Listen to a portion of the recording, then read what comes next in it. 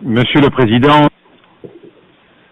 Mr. President, Mr. Secretary General, distinguished ministers, distinguished ambassadors, I would like to thank Mr. Blix and Mr. El Baradei for the information they have given us on the continuing inspections in Iraq. I would like to reiterate to them France's confidence and complete support in their work. You know the value that France has placed on the unity of the Security Council from the outset of the Iraq crisis. This unity rests on two fundamental elements at this time. We are pursuing together the objective of effectively disarming Iraq. We have an obligation to achieve results. Let us not cast doubt on our common commitment to this goal. We shoulder collectively this onerous responsibility, which must leave no room for ulterior motives or assumptions. Let us be clear. Not one of us feels the least indulgence towards Saddam Hussein and the Iraqi regime. In unanimously adopting Resolution 1441, we collectively expressed our agreement with the two-stage approach proposed by France. Disarmament through inspections, and should this strategy fail, consideration by the Security Council of all the options, including the recourse to force. It was clearly in the event inspections failed, and only in that event, that a second resolution could be justified. The question today is simple. Do we believe in good conscience that disarmament via inspections is now leading us to a dead end? Or do we believe that the possibilities regarding inspections presented in 1441 have still not been fully explored? In response to this question, France believes two things. First, the option of inspections has not been taken to the end. It can provide an effective response to the imperative of disarming Iraq. Secondly, the use of force would be so fraught with risk for people, for the region, and for international stability that it should only be envisioned as a last resort. So what have we just learned from the reports by Mr. Blix and Mr. El Baradei? We have just learned that the inspections are producing results. Of course, each of us wants more, and we will continue to gather to put pressure on Baghdad to obtain more. But the inspections are producing results. At earlier reports to the Security Council on 27 January, the Executive Chairman of UNMOVIC and the Director General of the IAEA identified in detail areas in which progress was expected. Significant gains have now been made on several of these fronts. In the chemical and biological areas, the Iraqis have provided the inspectors with new documentation. They have also announced they are establishing two commissions of inquiry led by former officials of weapons programs in accordance with Mr. Blix's requests. In the ballistic area, the information provided by Iraq has enabled the inspectors to make progress. We now know exactly the real capabilities of the Al-Samud missile. The unauthorized programs must now be dismantled in accordance with Mr. Blix's conclusions. In the nuclear domain, useful information has been given to the IAEA on the most important points discussed by Mr. El Baradei on 27 January. The acquisition of magnets that could be used to enrich uranium, and the list of contacts between Iraq and the country likely to have provided it with uranium. And so here we are at the heart of the logic of Resolution 1441. which must ensure effective inspections through precisely identifying banned programs and then eliminating them. We all realize that success in the inspections presupposes that we get full and complete cooperation from Iraq. France has consistently demanded this. Real progress is emerging. Iraq has agreed to aerial reconnaissance over its territory. It has allowed Iraqi scientists to be questioned by inspectors without witnesses. A bill barring all activities linked to weapons of mass destruction programs is being adopted, which is in accordance with a long-standing request from the inspectors. And Iraq is providing a detailed list of experts who witnessed the destruction of military programs in 1991. France naturally expects these commitments to be durably verified as facts. Beyond that, we must maintain strong pressure on Iraq so that it goes further in its cooperation. Progress like this strengthens us in our conviction that inspections can be effective. But we must not shut our eyes to the amount of work that still remains. Questions still have to be cleared up, verifications made, and installations and equipment probably still have to be destroyed. To do this, we must give the inspections every chance of succeeding. I made some proposals to the Council on 5 February, and since then, we detailed them in a working document addressed to Mr. Blix and Mr. El-Baradei, which was distributed to Council members. What is the spirit of those proposals? They are practical and concrete proposals that can be implemented quickly. They are designed to enhance the efficiency of inspection operations. They fall within the framework of Resolution 1441, and consequently they do not require a new resolution by this Council.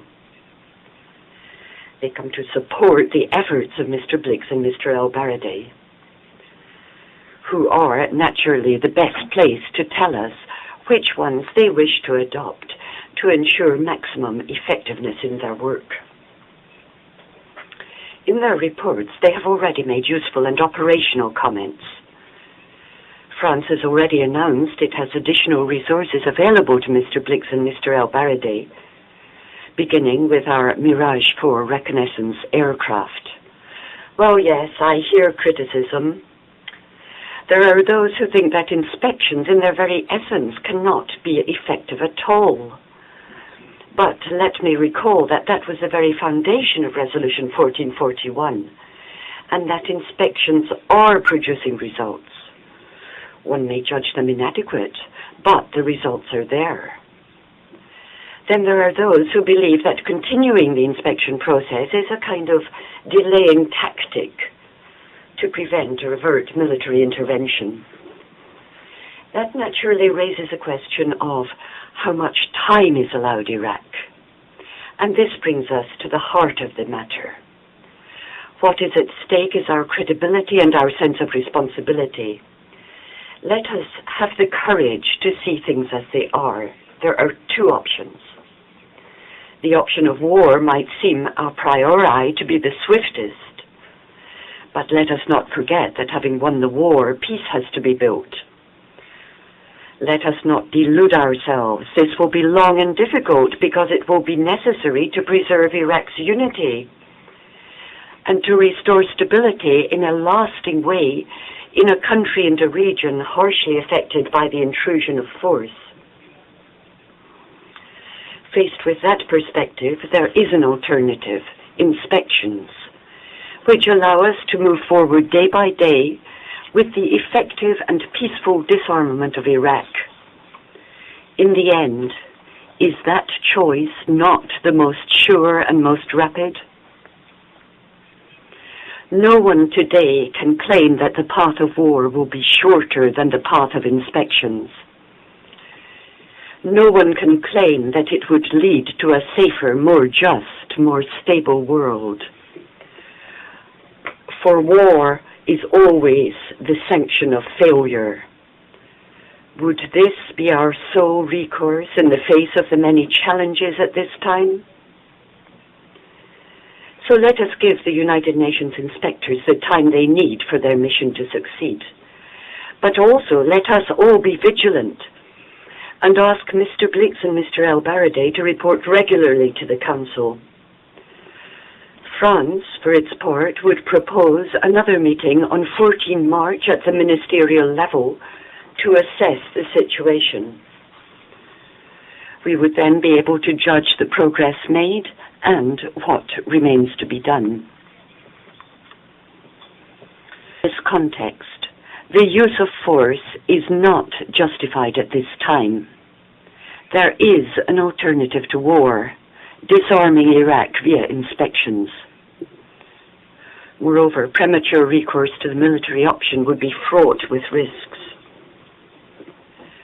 The authority of our action is based today on the unity of the international community. Premature military intervention would bring this unity into question, and that would detract from its legitimacy and, in the long run, its effectiveness. Such intervention could have incalculable consequences for the stability of this scarred and fragile region.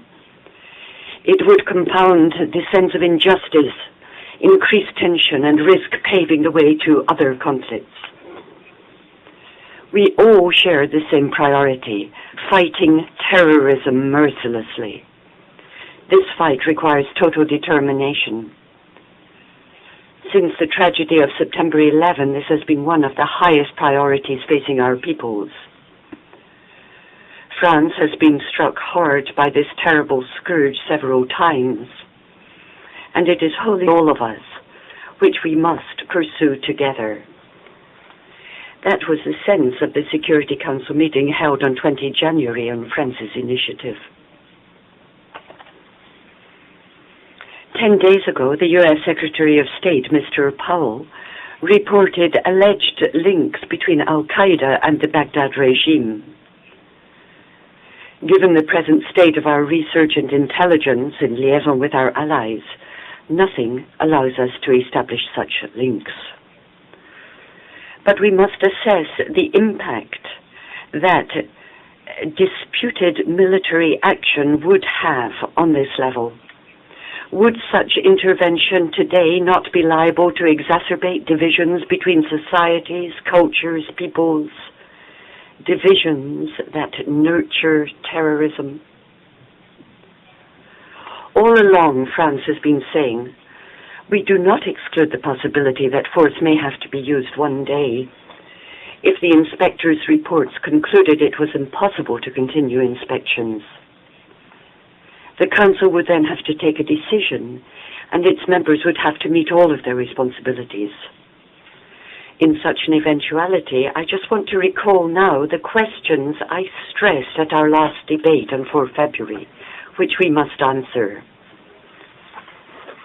To what extent do the nature and extent of the threat justify immediate recourse to force? How do we ensure that the considerable risks of such intervention can actually be kept under control? In any case, in such an eventuality, it is the unity of the international community that would ensure and guarantee its effectiveness. It is the United Nations that, whatever happens, will still tomorrow be at the center of the peace to be built. To those who are anguished, wondering when and how we are going to cede to war, I would like to say that nothing at any time in this Council will be done in haste, in misunderstanding, out of suspicion, or out of fear. In this temple of the United Nations, we are the guardians of an ideal, the guardians of a conscience. The onerous responsibility and immense honor we have must lead us to give priority to disarmament through peace. This message comes to you today from an old country, France, from a continent like mine, Europe, that has known war, occupation, barbarity. It is an old country that does not forget and is very aware of all it owes to freedom fighters who came from America and elsewhere. And yet France has always stood upright in the face of history before mankind. Faithful to its values, it wants resolutely to act together with all members of the international community. France believes in our ability to build together a better world.